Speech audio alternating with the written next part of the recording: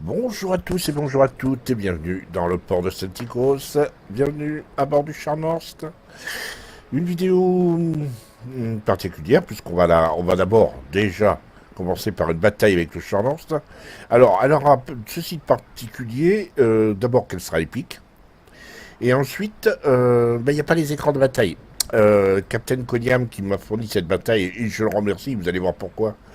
On en reparlera à la fin de la bataille, a oublié de prendre des écrans. Ceci dit, la bataille est suffisamment intéressante pour que je la poste ici.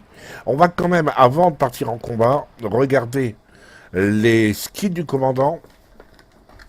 On voit que il a amélioré la rotation des tourelles. Oui. Je ne porte aucun jugement. Hein. Il est meilleur joueur de cuirassé que moi. Personnellement, je ne l'aurais pas fait pour des raisons pour la simple raison que je trouve que les tourelles tournent pas trop mal. Par contre, il a visiblement tout accès en spécialisation secondaire. Plus évidemment le superintendant, ça c'est un grand classique et je suis complètement d'accord avec lui. Spécialisation des secondaires, oui ça peut faire mal, même si le secondaire d'un Scharnhorst ne équivalent pas à un Tirpitz. En ce qui concerne les améliorations du navire, bien sûr, il a renforcé tout ce qui est combat contre les incendies, y compris tout ce qui est amélioration du tir des secondaires, avec le tir manuel des secondaires. Donc on a effectivement un Scharnhorst qui vaut mieux pas frotter de près, avec un camo Grand Nord apparemment, magnifique. Allez, on part en bataille, on y va, c'est parti. Allez, on est parti avec tout simplement Captain Koniam à bord de son Scharnhorst. Apparemment en division avec un autre Scharnhorst. Et cette map, c'est point chaud en mode capture de base.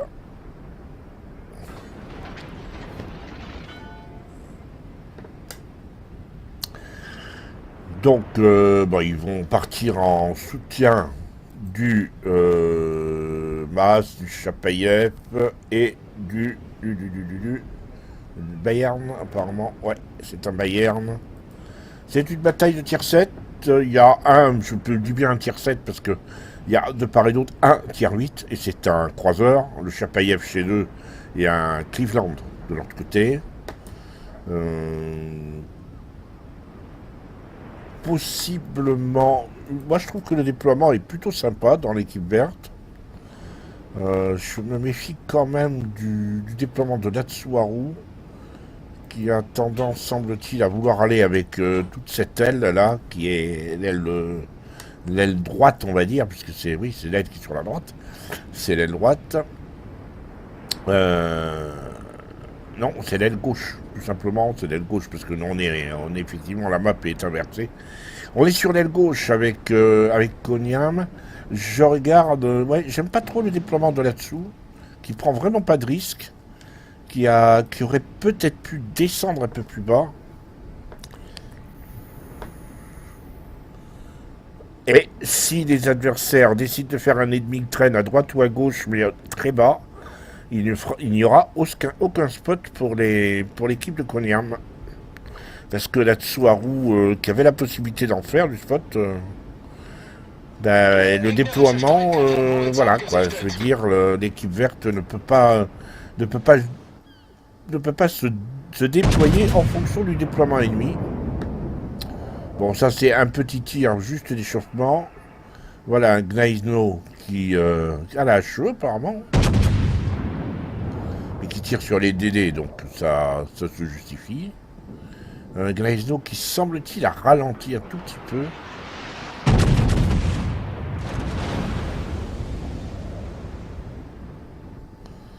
Alors, vous voyez, comme quoi le déploiement, comment dirais-je, faire du spot est important parce qu'il est tout simplement pris en grippe par un ou deux navires et il ne les voit pas. Les DD sont planqués, ils ne font pas de spot. Ça, c'est très embêtant. Bon, Cognard a l'intelligence de ne pas faire du tout droit, donc ça aide bien. Mais regardez, les deux DD, il y a deux DD au centre qui auraient été vus si la Tsuharu avait été plus malin. Du coup, il y a deux DD qui sont en train de rusher le centre et rusher la base des verts. Du coup, Cognard est obligé, Cognard est obligé de revenir vers sa base. On les voit plus en plus. Bravo la Tsuharu. Franchement, la Tsuharu a été un champion sur ce coup-là. J'aime pas trop me focaliser sur un joueur. Généralement, je garde pour moi ce genre de réaction. Bon, pas vraiment sympa. Mais là, on a quand même un type qui a engagé... qui a mis en péril son équipe en faisant pas de spot. Et en allant se planquer derrière une île, parce que là, il est planqué, là, voilà. Ah oui, là, il revient, oui, bah oui. C'est un peu tard, jeune homme. Là, ils vont être obligés...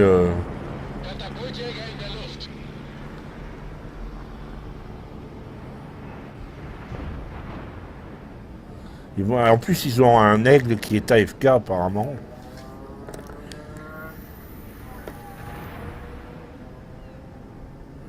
Ah, c'est le genre de hold-up, oui, parce que pendant ce temps, l'équipe verte fait son job, hein, voilà, je veux dire, enfin, bon, ils ont perdu un cuirassé à croiseur contre un DD, donc on peut pas franchement dire que le job soit bien lancé. L'aigle, intelligemment, est allé se planquer tout en or, du coup, il va être difficile à choper.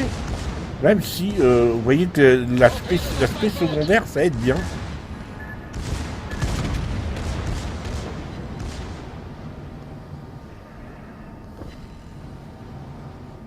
Les deux DD ont quitté déjà le cap. L'aigle, en tout cas, a quitté le cap, parce que l'autre, c'était quoi? C'était le Guy 2, mais je crois pas. Non, c'était pas un Guy 2 qui était... Ils ont quitté le cap, mais à des... Bah, vous voyez, hein, la conséquence de l'absence de spot de la Tsuharu, la conséquence est énorme. Et en plus, on a un DD qui est juste là, planqué sur l'aile, la petite île, et qui doit faire du spot, lui. Il doit être en train de spotter tous les verts qui reviennent. Alors, effectivement, là, il est repéré. Je présume que c'est pas par l'aigle. Il y a l'autre DD, vous voyez, qui est le Fuchun, lui, est passé complètement tout au nord. Bon, c'est un peu crétin d'avoir rushé la base de cette manière, parce que maintenant, ils sont obligés de partir, mais enfin, ils perturbent la ligne d'attaque des Verts, qui est, ben voilà, il y a au moins 2 DD, un croiseur, 2 cuirassés, qui ont abandonné l'attaque sur les rouges, et les rouges vont pouvoir tranquillement se positionner. Tout ça, je le rappelle, parce que la Tsuharu n'a pas fait de spot au centre. Alors, ils peuvent perdre un DD, un aigle, et voire même les deux, l'aigle et le Fuchun. Le temps qu'après, ils se remettent dans la bataille, la situation sera très... Elle sera leur désavantage, tout simplement. Compliqué, en plus, ce tir. Et réussi, bravo. Là, ça illustre bien le gros problème qu'il y a à l'heure actuelle dans le jeu, le Warship. C'est pas dû au jeu, hein, ni au rééquilibrage de ceci ou de telle ligne ou de tel navire.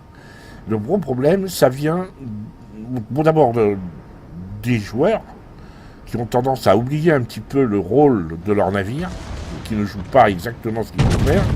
Ils jouent un peu pour leur pomme. Et c'est renforcé par le fait, et ça c'est quelque chose que j'ai dit déjà dans les premières vidéos, à l'époque où, donc il y a 6 mois, 1 an, où j'ai commencé à faire des... Enfin, pas un mois, 1 an, mais il y a plus de 6 mois, j'ai commencé à faire des vidéos, il y avait déjà des missions dans le style Aigle contre Sharks, et il va le choper, voilà, il se le sort. Allez, voilà. Résultat, les rouges ont perdu tous leurs DD sauf le Farragut. Ouais, je disais que il y avait toutes ces missions, couler 3 navires, mettre 5 citadelles, mettre 8 incendies. Alors, quel que soit le navire qu'on prend, il faut mettre 8 incendies. Vous pensez bien que les cuirassés, vous avez un nombre incroyable de cuirassés qui se mettent à jouer à la HE, qui n'a pas de sens. Parce qu'il faut mettre 8 incendies. Pendant ce temps, le rôle de l'équipe et le rôle du cuirassé dans l'équipe est amoindri. Le DD qui doit couler 3 navires. Le DD, il va rusher un navire. Le destroyer rush les navires, coule les navires les uns après les autres par bataille. Chaque fois, il en coule un, il se fait tuer, hop, il en coule un autre, mais il handicape l'équipe. Et Sharks, tuer des navires, faire un certain nombre de choses, mais purement pour sa pomme, comme l'event Sharks contre Eagles le demande, ça fait que ça amoindrit le rôle de chacune. Il faudrait qu'il fasse des events plus en rapport avec le rôle de chacun des navires.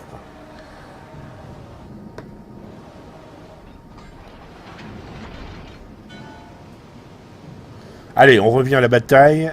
Déjà 2 kills. Mais une équipe qui a complètement... qui a été obligée de se repositionner d'une manière assez épouvantable. Résultat, les rouges ont perdu pratiquement tous leurs destroyers, oui. Mais les verts sont tellement mal placés, et les rouges ont gardé leur pouvoir de nuisance. Bien supérieur, un pouvoir de nuisance qui est bien supérieur à celui des verts. Les verts qui ont perdu un cuirassé et un croiseur, quand même, dans l'affaire. Et maintenant, ils se font tirer dessus, à droite, à gauche, vous voyez. Ils sont encerclés. Il va falloir qu'ils fassent des choix. Tuer, éventuellement, ceux qui s'approchent un petit peu trop près, mais tous, en se mettre tous sur le même. Et apparemment, c'est ce qui se passe. Ces 2 charnants sont sur le King. Et voilà. Et c'est le Guy 2 qui les finit. Made in Germany.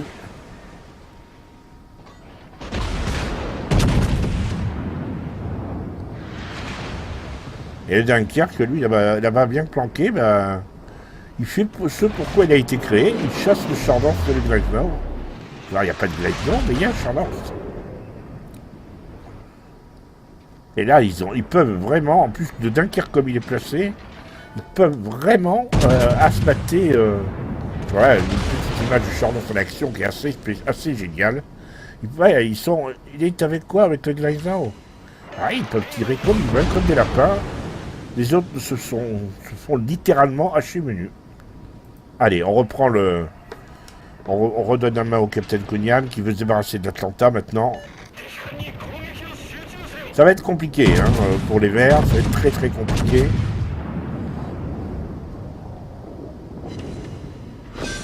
Joli. Très joli tir. En séquentiel. Parfait. Maintenant, le Gleisnau qui s'enfuit. Est-ce qu'il faut le poursuivre ou est-ce qu'il faut se retourner moi, je me tournerai pour faire... Ouais, le Gleisnau est en marche arrière. Il a failli se bitcher. Ah, je crois que Cunningham je ferais pas mieux, moi. Ah, si. Je m'occuperai plutôt de ceux qui sont en train de les rusher de l'autre côté.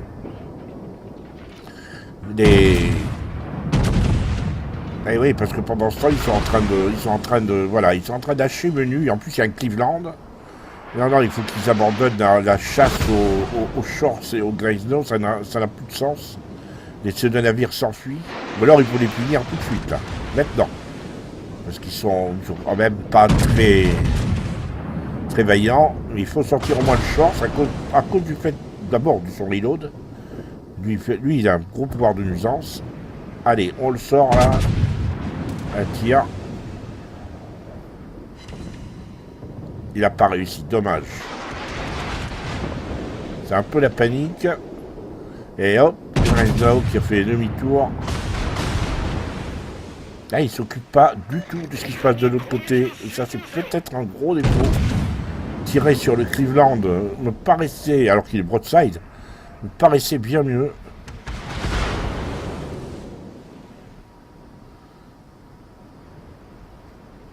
Donc le Gneisenau est devenu une cible assez compliquée et que l'allié de Koniam, Scharnhorst, l'allié de Koniam est très mal en point.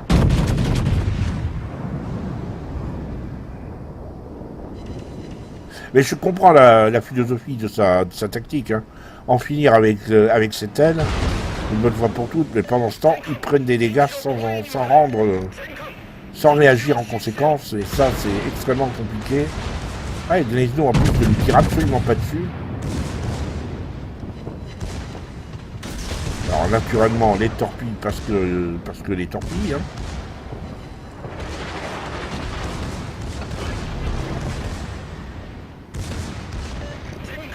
C'est vrai qu'on sent de la part de Koniam une certaine frustration. Ouais, les secondaires en action, 24 minutes à la secondaire. Très impressionnant de voir les secondaires du Scharnhorst. C'est pas franchement ce pourquoi on le voit habituellement. Personnellement, c'est pas mon cas. Moi, le Scharnhorst, je joue très peu. C'est pas un navire que je joue à la secondaire. Allez, Cleveland. Il faut le décaper.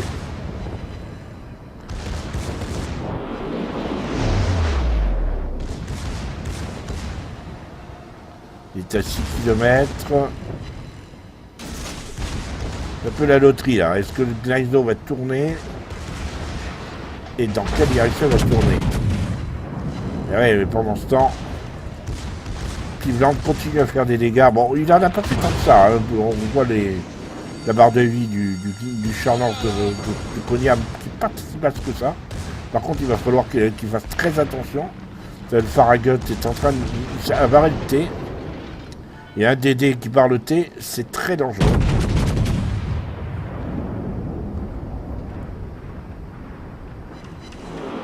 Ah, Gut d'Overpen, c'est dommage. Malheureusement, il ne pourra pas sortir le Farragut. Il faut sortir le Cleveland. Il faut qu'il reste sur le Cleveland. Ah, là, Tsuharu qui lui met une smoke. C'est pas mal, ça. Mais je crois que Koniam ne s'y intéresse pas des masses. Il s'intéresse au Farragut. Il veut le Farragut à tout prix. Ah, maintenant il a changé d'avis. Il reste sur le sol Cleveland. Il voit qu'il est broadside, le Cleveland.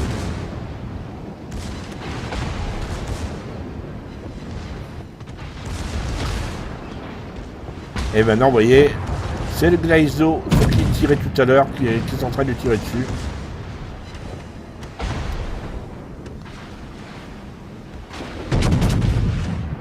Et ils ont quand même réussi à tenir. Hein. Ils ont 2 cuirassés et un croiseur.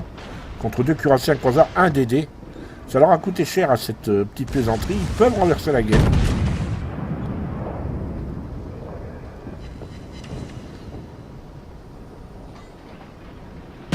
Ah, il sort le Cleveland. Et ça peut encore être bon. Surtout qu'ils viennent de sortir le Farragut. S'il touche le Cleveland. Ah, il n'a pas sorti. Il a bouncé. Ils sont plus que 2. Il reste quand même un Gneisenau et un Dunkerque. Et le Dunkerque est derrière l'île.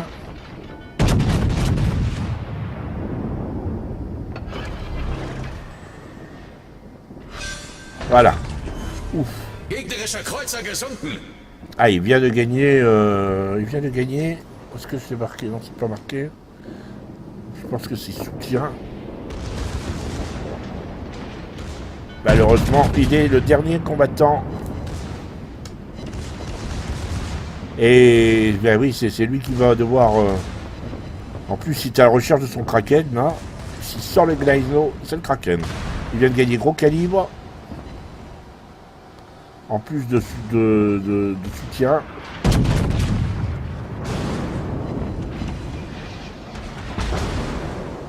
Et il a mis un incendie sur le Gneisenau.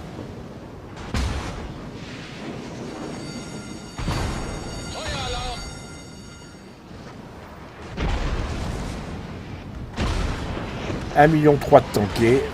Il n'y aura pas les écrans, je vous l'ai dit, mais on peut quand même les... Ah, malheureusement, il y a Dunkerque sur le flanc. Voilà, les torpilles du Gneisenau qui est copieusement raté d'ailleurs.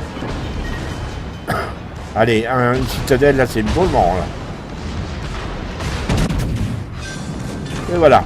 Kraken et Pyromane. Malheureusement, les torpilles du Gneisenau le font. Voilà. C'est bien dommage. C'était une belle bataille.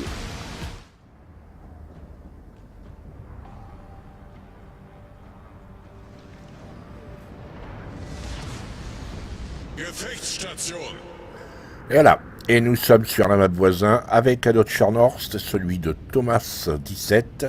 C'est vrai que quand on sort de la bataille précédente, on sort avec un goût d'inachevé, un petit peu frustré, parce que ben, c'était épique et que ça aurait mérité un meilleur sort, déjà. Alors on se dit, ben on va repartir avec un autre Scharnhorst. Ah, il est pas content le monsieur. On part avec un autre Scharnhorst. Une bataille en tier 7 cette fois. C'est un... Oui, on va dire qu'il est top tier. Il va avoir... Bon, son pire ennemi va probablement être le lion. Il faudra quand même qu'il se méfie des croiseurs en tier 7, surtout l'Algérie, le Shorts. Et bien sûr, du Chirasuyu et du Fuchun. Le Fuchun avec ses torpilles en panasiatique, là, en eau profonde, susceptible d'être très très embêtant. Thomas décide d'aller un petit peu... Oui, ouais, pourquoi pas. Hein. Il va renforcer le flanc est. J'ai tendance à déconseiller ce genre de manœuvre quand on est cuirassé. Parce que précisément, l'ennemi, quand il spawn, du côté nord sur cette map, a tendance effectivement à se précipiter, à peu près toute la flotte, ou les trois quarts de la flotte, se précipitent dans les lignes A et B. Que l'on voit sur la map, là vous avez les lignes A et B, principalement, enfin surtout la ligne B et C plutôt, BC, surtout les points B7, B8, C7, C8. Alors voyons, parce que ça s'est pas dit que l'ennemi va faire ça, l'ennemi n'est pas toujours complaisant. Là il a tout de suite tiré, à la volée. Essayer de choper un Indianapolis, ça vaut le coup, hein. Voilà, un petit overpen, bon. 760. Il a juste éraflé. L'ennemi, l'Indianapolis en sera quitte pour quelques travaux de peinture. Le lion, tirer sur le lion de face, n'est pas, à mon avis, ne porte pas... ça risque de pas faire beaucoup de dégâts. Par contre, voilà le Fuchun. Et ce serait bien de se débarrasser de ce machin-là. Il n'y aurait pas fait grand mal s'il avait touché. De toute façon. Il était complètement de face. Shorts qui s'en va. Non, il s'en va pas. Il est en train de faire demi-tour. Ah, ça, c'est un joli tir, par contre. Ça pourrait faire très mal aux Shorts s'il continue de tourner. Non, il n'a pas continué de tourner. Voilà, les torpilles en eau profonde, elles ont la particularité de faire très mal d'abord, et ensuite d'être détectables que très tard. Donc là, ça va que le Chirasuyu est à côté, il a pu les détecter. Mais si vous avez personne pour vous les prévenir de leur arrivée... Et voyez pourquoi je vous disais que ça n'a aucun sens de partir dans cette direction. Parce qu'ils sont partis à un DD, deux croiseurs et le Scharnhorst. Et à l'arrivée, ils commencent déjà à reculer parce que les cuirassés rouges s'approchent, parce qu'ils vont se retrouver en sous-nombre très rapidement. Et que l'ennemi, inversement, de l'autre côté, quand vous regardez la map, toute la flotte verte est partie, comme c'est souvent le cas d'ailleurs, en ligne GH, et ils vont affronter deux croiseurs, un cuirassé rouge, donc l'inverse. Et c'est celui qui va prendre le dessus sur ces deux ailes qui gagnera probablement cette bataille. Nimrold qui n'est pas bien placé du tout. Il lui reste déjà plus beaucoup de points de vie. Et il a deux flancs dans sa smoke. C'est vrai. Non, il est sorti de sa smoke là. Et il tente de torpillage sur le lion. On va voir un blap de Nimrold là. Regardez bien.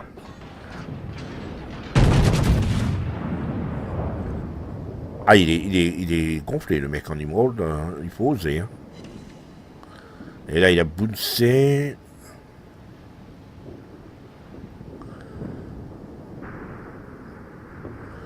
voyez que l'Emerald est un navire particulièrement compliqué.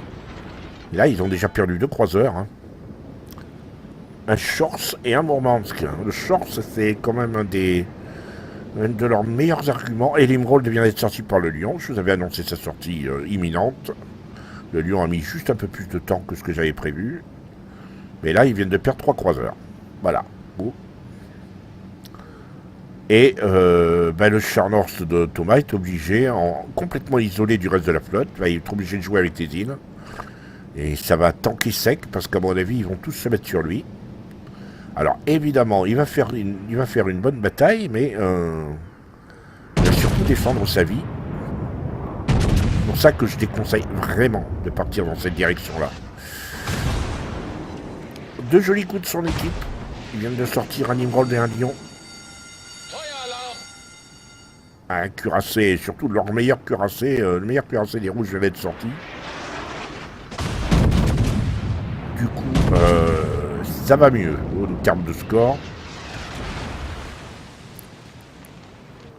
L'Algérie qui a bien évité les tirs. Bravo. Ah, lui, il a tourné sec.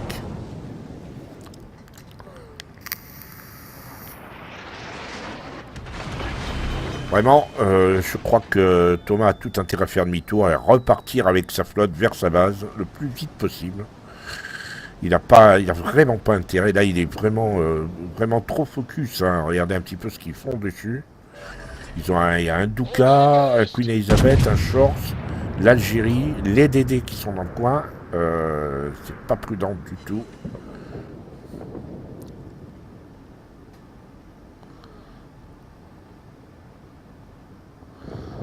Pour l'instant, la flotte rouge est en train de perdre son avantage, clairement. Joli tir. Il me semble plutôt bien ce tir. Le Shorts n'a aucune raison de se méfier. Et ben voilà, Citadelle. Il n'avait aucune raison de se méfier. Hein. Il était au milieu de la flotte. Et donc c'était plutôt prévisible qu'il fasse un tout droit et qu'il se prenne une Cita. C'est bien visé.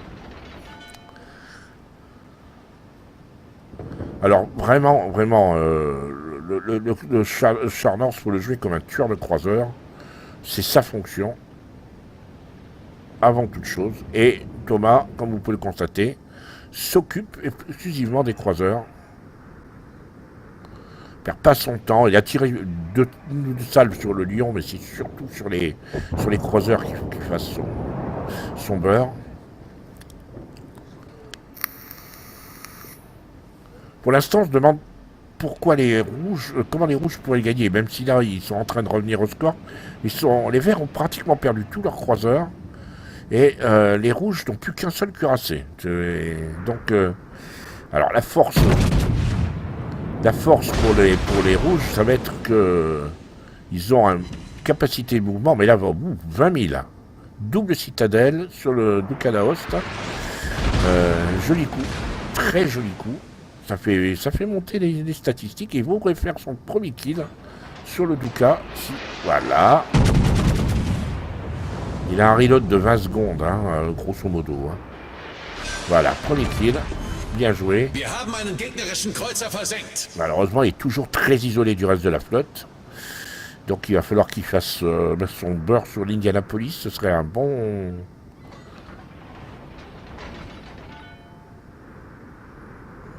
Un joli coup. Indianapolis qui vient de prendre une double citadelle. S'il continue son tout droit. Non. Raté.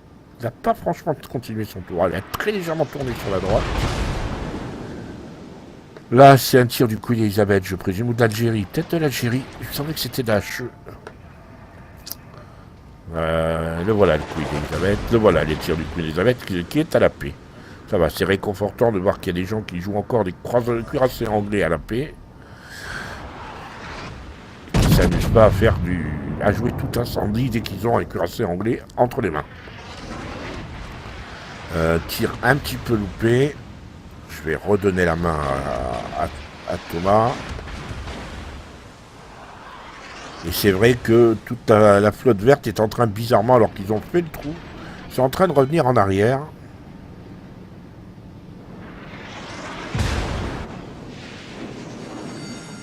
Il est vrai que du côté du flanc où se trouvait le Scharnhorst, tout le monde s'est effondré et a disparu. Il n'y a plus que le Scharnhorst qui est là pour tenir la boutique.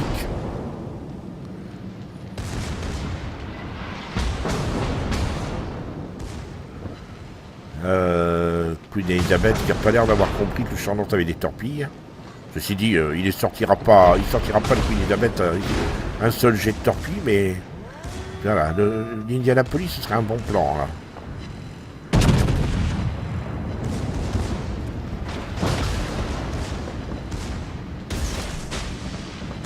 Queen Elizabeth qui se montre complètement son flanc aux torpilles du Scharnhorst.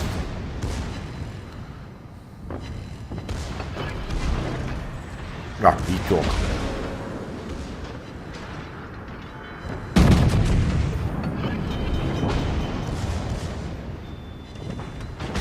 Il n'est pas arrivé à lui mettre une citadelle à Indianapolis.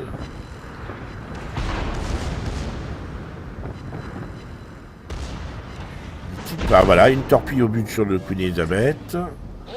Il est probablement en train de garder son jeu de torpille pour le Indianapolis. S'il n'arrive pas à le sortir maintenant. Ah, il arrive toujours pas à la citadelle. Ça veut pas, hein.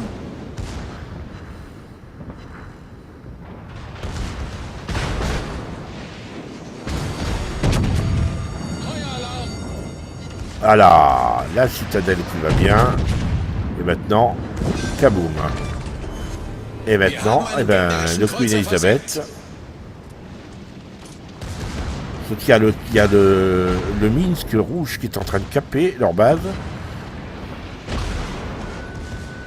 Et comme Thomas peut pas être partout, ben, pour l'instant il est sur le Queen Elizabeth, en train d'essayer de sortir, mais il a 3 incendies. Ça va être compliqué. Les torpilles sont lancées un tout petit peu, comment dirais-je, par dépit. Et le problème, c'est que le Minsk est à 5 km. Attention aux torpilles du Minsk. Pas le temps d'envoyer des torpilles, c'est dommage. Il a quand même tanké pour 700 000. Et il remet une torpille au but sur le Queen Elizabeth, mais ça ne suffira pas pour le sortir. Et le Minsk sort de la base. Alors voyons un petit peu comment ça va se passer.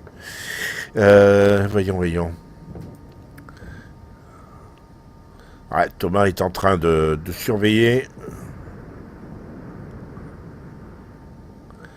L'avantage est clairement en termes d'unité pour les rouges, mais les cuirassés, ils viennent de perdre un cuirassé, en plus sévère. Le New Mexico, il reste plus que le Bretagne, et le Bretagne est en train de revenir dans sa base. Je pense que... Il a obtenu gros calibre quand même, hein. Il y a encore un incendie qui tourne. Il y a encore un incendie qui tourne sur le Queen Elizabeth, et non, c'est le Bretagne qui lui vole, dommage. Et ça suffira pas pour faire gagner.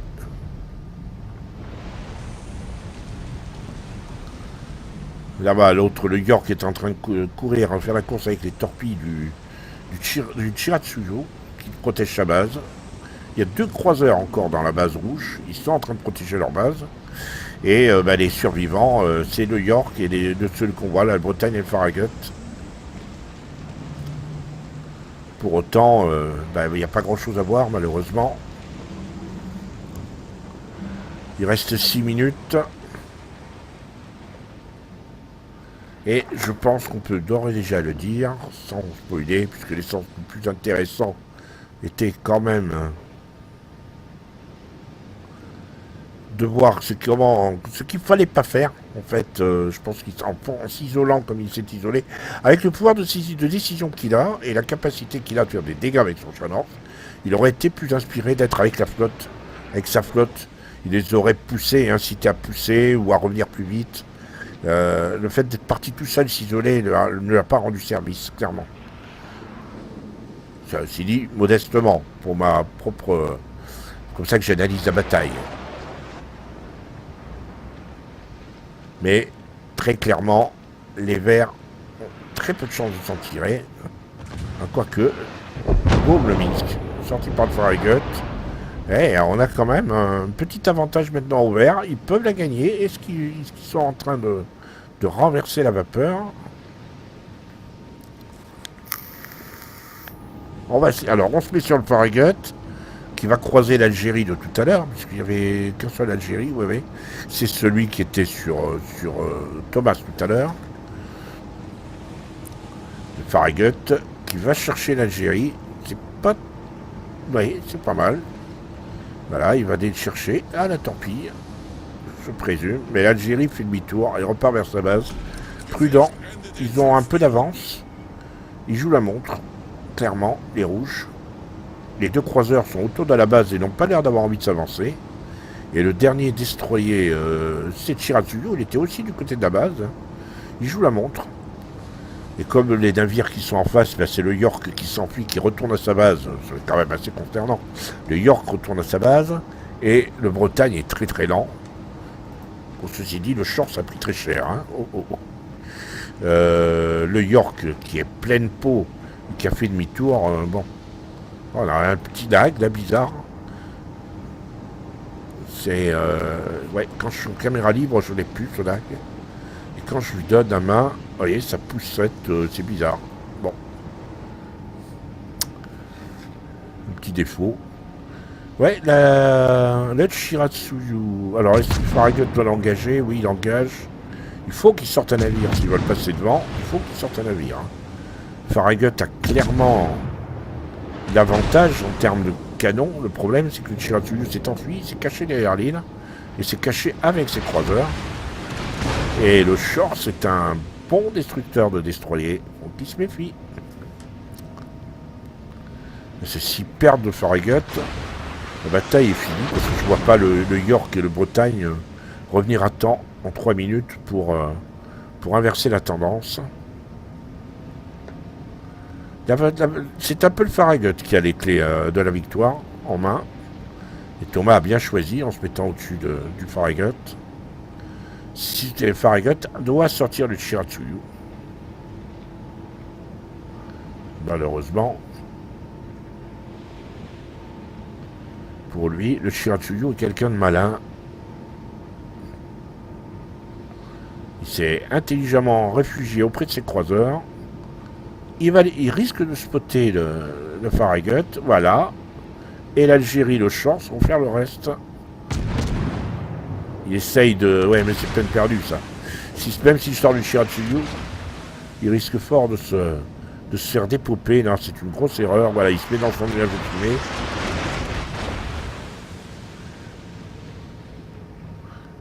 Mais il ne peut plus fournir d'informations à ses alliés.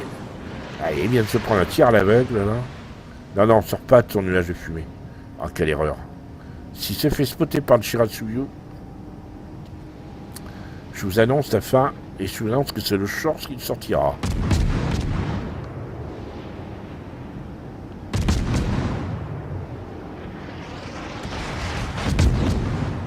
Ouais, et là l'Algérie a bien tenté le coup.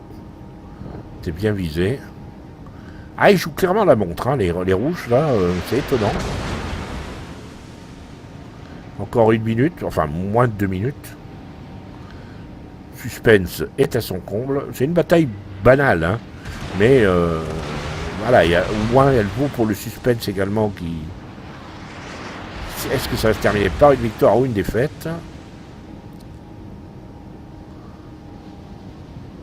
Farragut a réussi à s'en tirer, mais 13 points d'écart. Il suffit qu'il sorte de Shiratsuyu et c'est la victoire des Verts.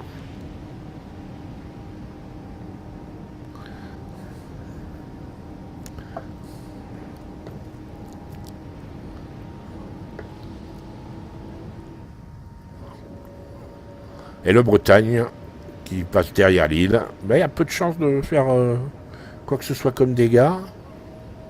Il n'est pas très utile. Ils n'auront pas été très... Comment dirais-je, très actifs, le York et le Bretagne. Ils se suivent, vous voyez, le Bretagne le York est derrière le Bretagne. Hein. Voilà. Farragut aura au moins essayé quelque chose. Mais le York et le Bretagne auront été particulièrement médiocres. Pas beaucoup de sens de la stratégie. Attention, 30 secondes.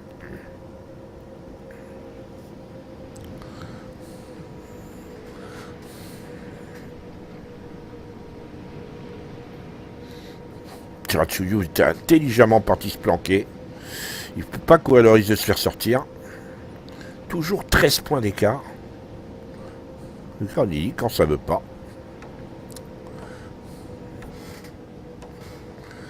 Allez, le Chiratsuyu n'a pris aucun risque. Il part aller se cacher derrière une île pour faire l'Algérie est au fond de la cape. Il joue la victoire. Voilà, fin de la bataille. On enchaîne avec les écrans de la bataille, donc c'est une défaite. On a vu dans quelles circonstances. 1628 points d'XP, 82 d'XP libre. Ça n'a pas... Bon, il a obtenu gros calibre. C'est un bel achievement. 4 citadelles pour 30 tirs au but. Ouais, 2 torpilles, 2 d'eau, 2 incendies, mais ça c'est grâce à ses secondaires. Il finit premier, 1064 points d'XP. Rendez-vous compte que son total d'XP de base le met 4e de l'ensemble des 2 équipes. Ce qui est quand même un joli total. Il a tanké pour 700 000, ce qui est pas mal. Hein. Il a parcouru 46 km. 22 000 de dégâts sur le Douka, 17 000 sur l'Indianapolis, 57 000 sur le Queen Elizabeth. L'Indianapolis, il n'a pas été aidé par la RNG, hein, parce que 2-3 fois, il a fait des tirs assez sympas, et il n'a pas réussi à lui mettre de citadelle. Il aurait dû sortir beaucoup plus tôt, mais apparemment la RNG n'a pas voulu, et l'Indianapolis changer, varier beaucoup sa vitesse, c'était pas mal fait. 10 000 sur le Shores. En termes de... Il a joué qu'à la paix, évidemment. 159 au but tiré, 34. En gros, il a 1 sur 5, il doit toucher. 58 000 de dégâts, 112 000 en total. Hein. 58 000 avec la batterie principale, 18 000 à la torpille et 8 000 à la batterie secondaire, sachant qu'il a mis quand même 10 000 de dégâts d'incendie et 17 000 à l'inondation, qui est assez considérable. 57 000 sur le Queen Elizabeth, 10 000 sur le Shores, on a vu ça. Il n'est pas premium et son commandant n'a récupéré que 1628 points d'XP de commandant. Voilà pour cette bataille. Voilà, retour au port. Retour au port et comme comme je l'ai marqué dans le titre de cette vidéo, quand ça ne veut pas, ça ne veut pas malgré les exploits qu'on peut faire. Charnor, c'est un navire à exploit, malheureusement, si vous n'êtes pas suivi derrière. J'espère que cette vidéo vous aura plu. N'hésitez pas à liker, n'hésitez pas à commenter. Tant que moi, bien, je vous dis à très bientôt, si vous le voulez bien.